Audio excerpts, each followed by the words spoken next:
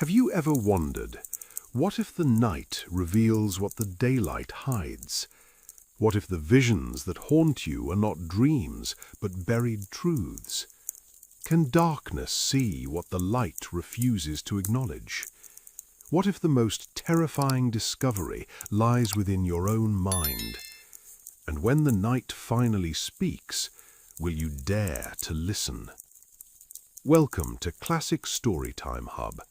This is Visions of the Night by Ambrose Bierce, a reimagined and retold version in English, bringing new life to one of his darkest reflections.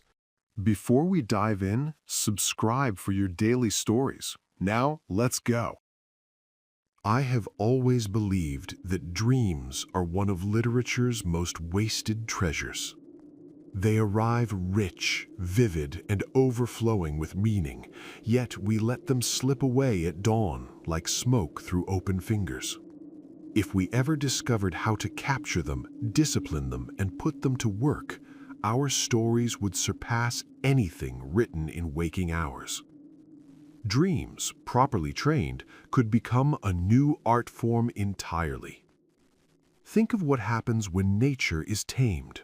Wild animals, once bred for purpose, develop skills they never needed before. Dreams would be no different.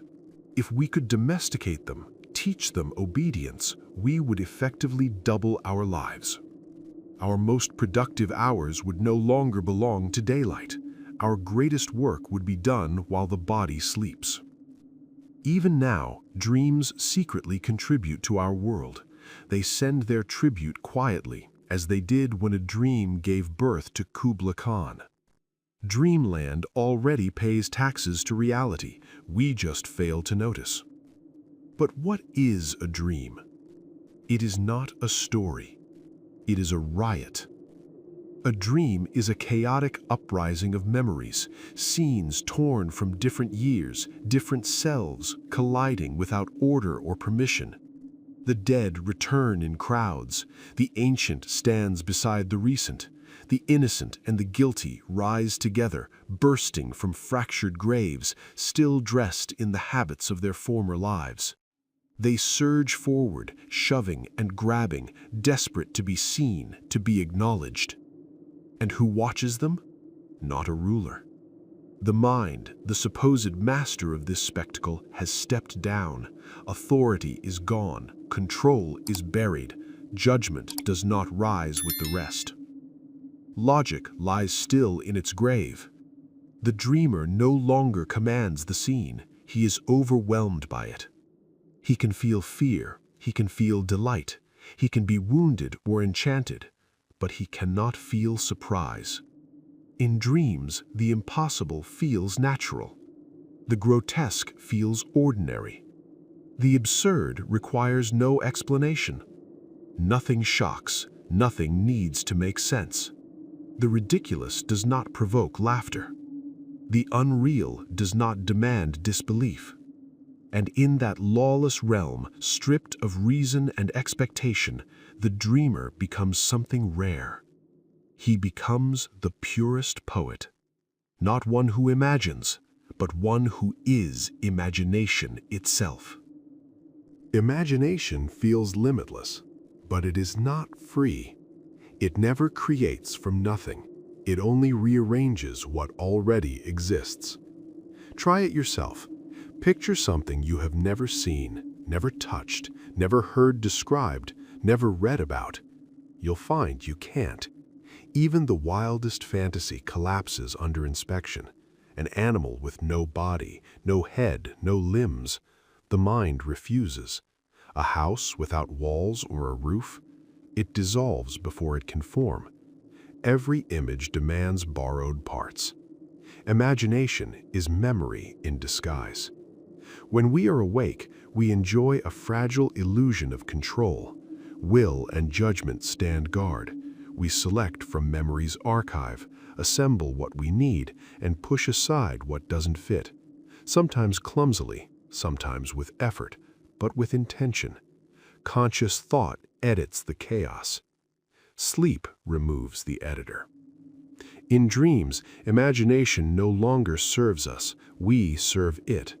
The images arrive already fused together, layered and entangled, stitched from one another's fragments so seamlessly that the result feels new. But look closer. Every piece is familiar. Nothing has been added, nothing foreign has entered. The novelty lies only in the arrangement. Whether awake or asleep, imagination never invents raw material, it only reshuffles. The substance of dreams is gathered slowly through the senses, stockpiled in memory like nuts hidden away for winter. Dreams spend what waking life has saved. And yet, one sense is strangely absent. No one has ever dreamed a smell. Sight dominates, sound intrudes, touch asserts itself. Perhaps even taste makes an appearance. But scent, intimate, primal, unforgettable, never crosses the threshold of sleep. Dreamland has eyes, ears, and skin, but no nose. It is curious that the ancient poets, so precise in their observations, never described the god of sleep as scentless. Stranger still that the sculptors who gave him form never carved this absence into stone. Perhaps they trusted time to finish the work for them. Perhaps they knew decay, erosion, and accident would eventually revise their statues, softening the nose, breaking it away, until art itself surrendered to biological truth. Even in stone, memory fades. Who can ever tell a dream the way it truly felt? No poet, no matter how gifted, has a light enough hand. Trying to explain a dream is like trying to write down the sound of wind moving through invisible strings. The moment you touch it, it vanishes. We all know a certain kind of person, the tireless explainer, who reads a brilliant story and then proudly retells the entire plot, convinced you've now received its full value without opening the book. I have no wish to commit that same offense. What I intend to do is different. I will speak of dreams that belong only to me, dreams you could never experience for yourself. Their substance is inaccessible to you. All I can offer is a faint record of what survived waking. I do not expect success. Dreams resist capture. I have no trick to pin them down, no way to trap their slippery spirit. One came to me like this. I was walking at twilight through an immense forest of trees I did not recognize. I had no memory of how I arrived there, nor any sense of where I was going. I only knew the forest was endless and that I was utterly alone within it. A weight pressed on me, heavy and inescapable. I felt bound by some terrible punishment, though the crime itself had faded from memory. All I knew was that it was ancient, unforgivable, and somehow committed against the rising sun. The certainty of guilt remained, even as the details vanished. Without purpose or hope, I moved forward. My body obeyed while my mind surrendered. Towering branches stretched overhead like grasping arms as I followed a narrow path cutting deeper into the forest's haunted silence. Eventually, I reached a stream crossing the trail. The water was dark, too dark. As I looked closer, I understood. It was blood. I turned and followed it upstream, drawn by a force I did not question. The forest slowly opened into a small, perfect circle, sealed off from the rest of the world. The light there was dim and unnatural, as though borrowed from no real sky. At the center of this clearing stood a basin, deep, smooth, and carved entirely from white marble. And somehow, without being told, I knew it was waiting for me. The basin was filled to the brim with blood. The stream I had followed was nothing more than its overflow. Encircling the tank, between the marble basin and the enclosing forest, lay a ring of bodies. The ground beneath them was paved with enormous stone slabs, forming a cold, deliberate platform. There were many of the dead, perhaps 20, but I never counted them. I didn't need to. Their number carried meaning. It was exact, ominous. Somehow it matched my crime. I sensed that the count measured time itself, not years, but centuries, each body a marker of how long ago the offense had been committed. I didn't know this in any logical way. I simply accepted it, as dreams demand. The corpses were naked, carefully placed, perfectly arranged. They formed a circle around the basin, stretched outward like spokes from the hub of a wheel. Their feet pointed toward the forest. Their heads hung inward, suspended over the blood-filled tank. Every throat was cut. Blood seeped steadily from each wound, dripping into the basin below with unhurried patience. The sound was faint, but relentless. I felt nothing. No horror, no grief, no revulsion. This was not punishment, it was procedure, a consequence as ordinary and inevitable as gravity. I understood it to be the proper outcome of what I had done, and it left me untouched. But something else did not. A force moved through the clearing, massive, unseen, and unstoppable. A slow, crushing pulse. It returned again and again with merciless precision. I could not say whether I heard it, felt it, or sensed it through some faculty beyond the known senses. It bypassed reason entirely. The rhythm was vast, ancient, inescapable. Each recurrence tightened around my mind like a vice. Its consistency was unbearable, too regular, too deliberate. It was not random, it was intentional. I knew without seeing that the pulse extended far beyond the clearing. It traveled through the forest itself, vibrating through roots and stone and air. It was the signature of something enormous and hostile, an intelligence without mercy, expressing itself through repetition. A presence that did not forgive, a force that did not forget. After that, the dream dissolves. Perhaps the terror overwhelmed me. Perhaps my body rebelled against the strain. Some physical failure of breath or blood startled me awake. I only know that I cried out, and the sound of my own voice tore me back into the world. The next dream I'll attempt to describe came to me when I was very young. I couldn't have been older than 16. Decades have passed since then, yet the memory remains unnervingly sharp, clear enough that I can still feel the fear. I remember lying awake afterward, buried beneath the covers, shaking as though the dream had ended only moments before. I was alone. In my worst dreams, I always am. Night stretched endlessly in every direction, and I stood on a flat, limitless plain. There were no trees, no houses, no signs of human life, no hills to interrupt the horizon. The ground was covered in short, jagged growth, dark, brittle, and scorched-looking, as if the land had survived a great fire and never recovered.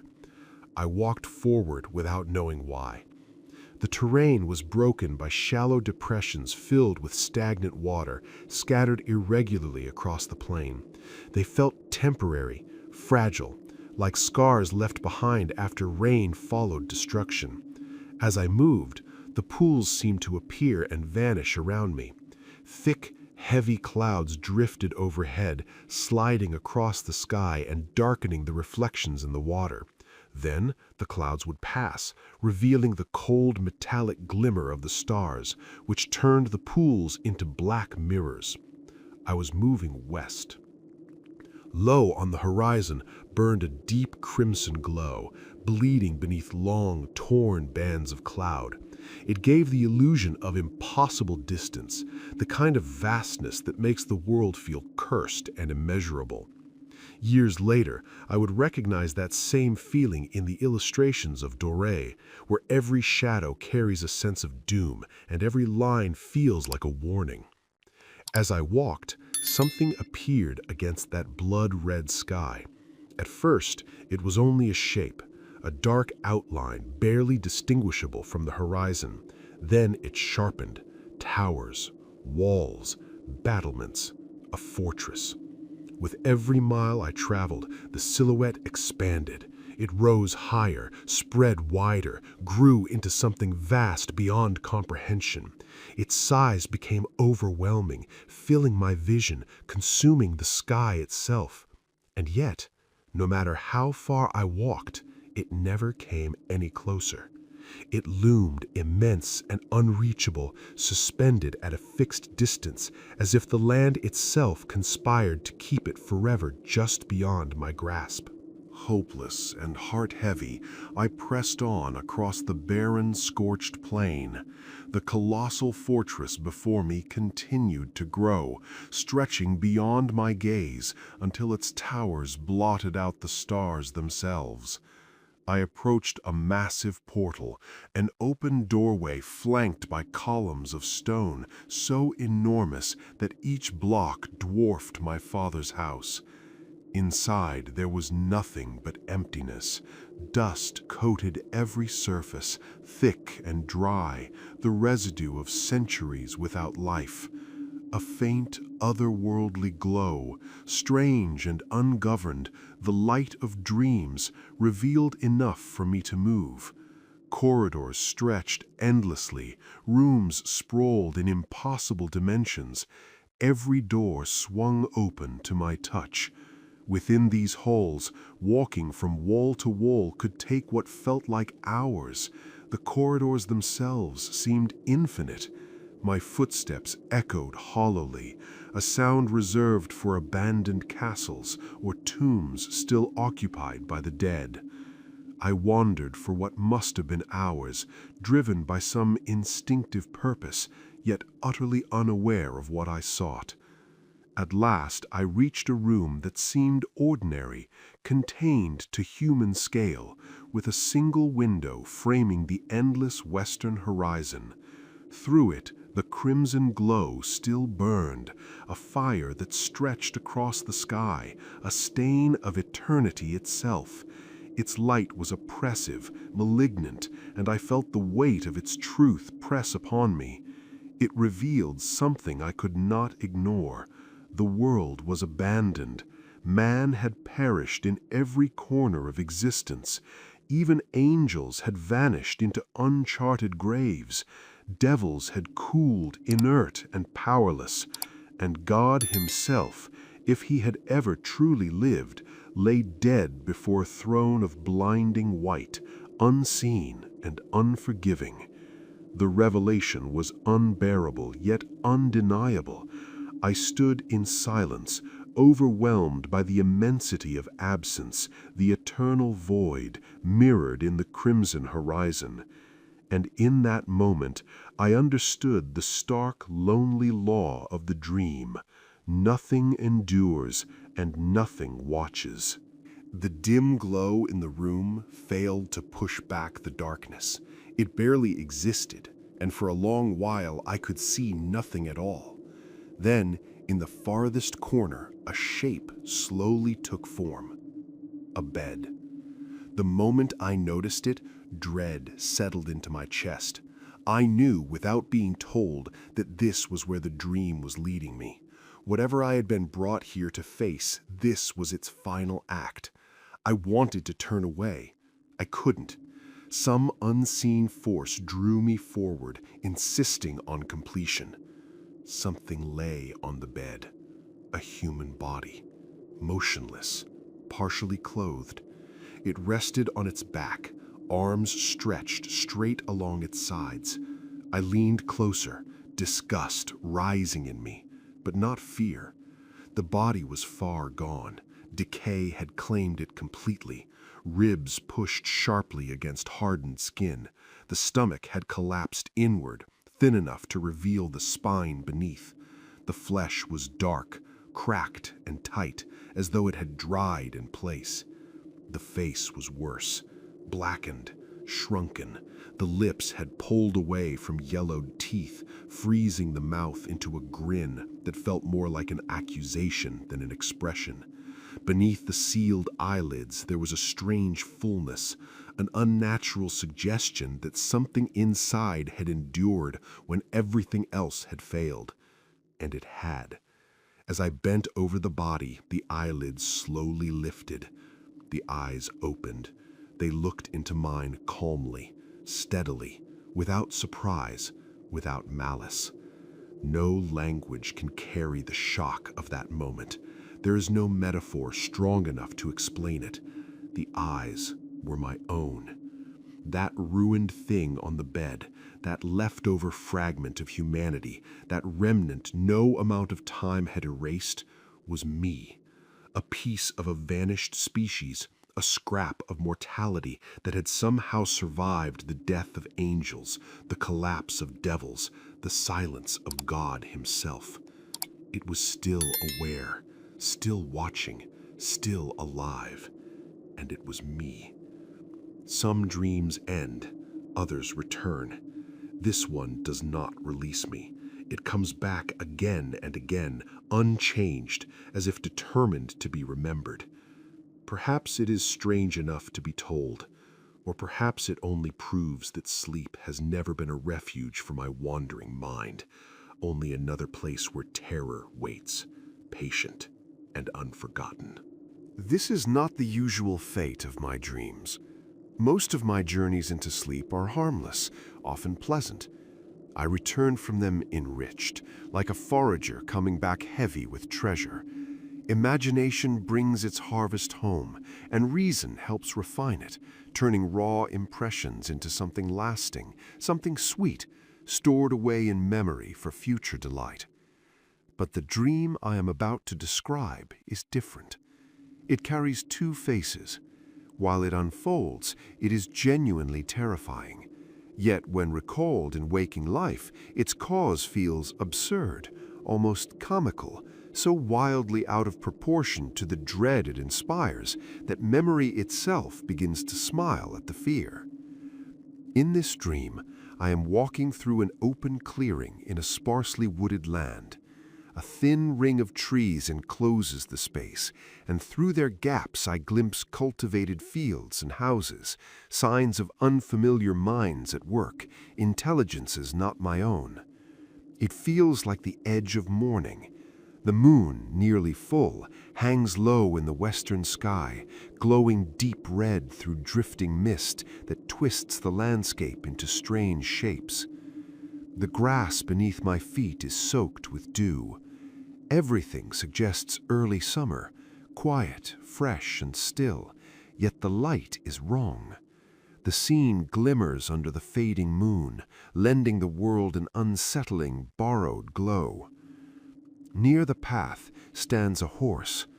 I hear it before I focus on it, soft, steady chewing as it grazes. As I draw closer, it raises its head and watches me. For a moment, it remains perfectly still. Then it walks toward me. The horse is pure white, calm, gentle in appearance, with a mild and almost friendly expression. Without hesitation, I think to myself, this is a kind creature. I stop and reach out to touch it. It does not avert its gaze. Its eyes remain fixed on mine as it steps closer. Then it speaks. It speaks in human words. This should astonish me. Instead, it terrifies me. The moment sound leaves its mouth, the dream collapses. I am torn violently back into the waking world. Each time this dream returns, the details remain unchanged. The horse always speaks my language, and yet I never know what it says. I vanish too quickly, as though my mind ejects itself before the sentence can end. I imagine the creature is left standing there, no less startled by my sudden disappearance than I am by its impossible greeting. I would give much to know what it is trying to tell me. Perhaps one morning I will stay long enough to understand, and perhaps once I do, I will never return to this world at all." And thus the story ended. If you liked this journey into the worlds of classic literature, do not forget to support us by subscribing so we can tell you more. And hey, if there's a classic tale you'd love to hear told in this suspenseful style, drop its name in the comments below. Your suggestion might be our next chilling adventure.